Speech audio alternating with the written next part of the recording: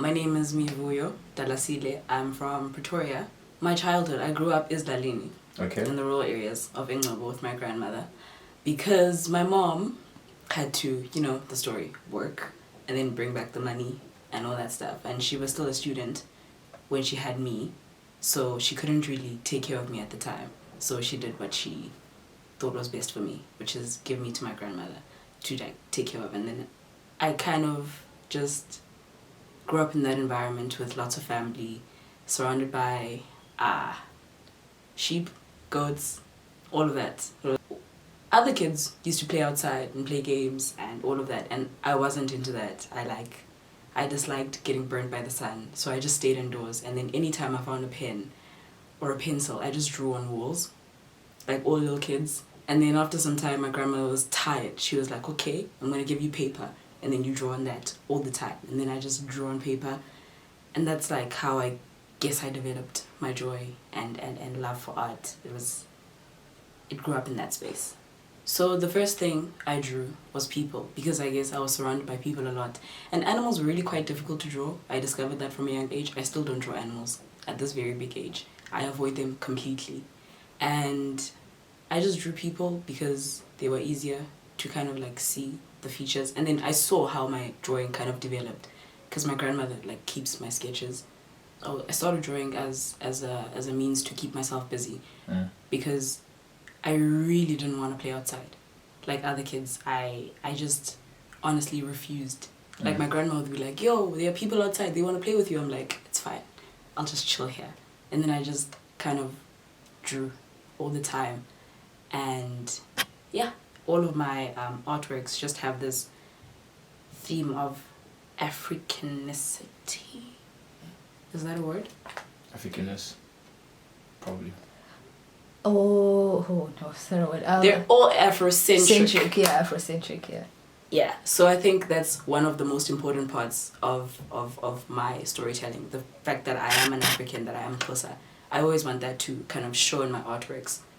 Yeah, for me, I left my rural area at some point in my life, and then I went to live in the city. And I feel like a part of me is kind of getting lost in the buzz and the rush of the city life.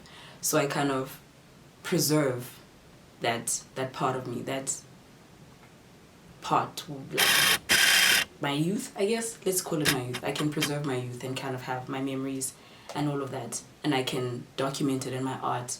That's gonna be like immortalized, I guess.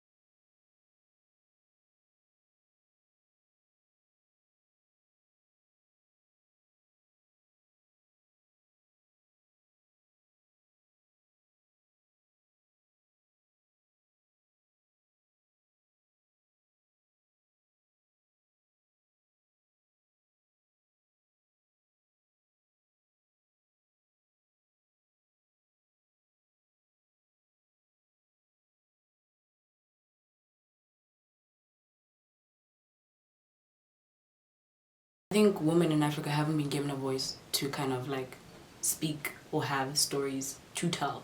So I think by kind of, I think like every artist, almost every female artist that's African, is kind of has a responsibility to be that voice that was not given previously. So it's like we're inserting ourselves into certain spaces and environments.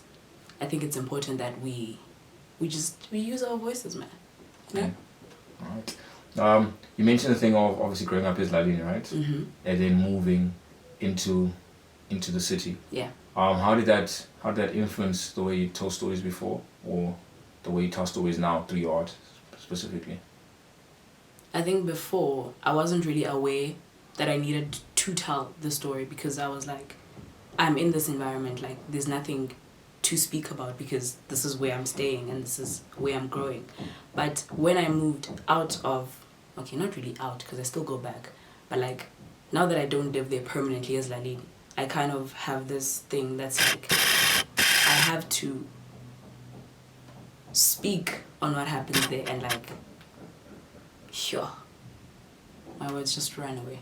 But you're making sense. Am I? Mm. Okay. I have to speak on certain topics that come from there and like preserve Yongelando that happened to me there and like bring it up with me because I feel that's an important part of who I am, and it could be another part of someone else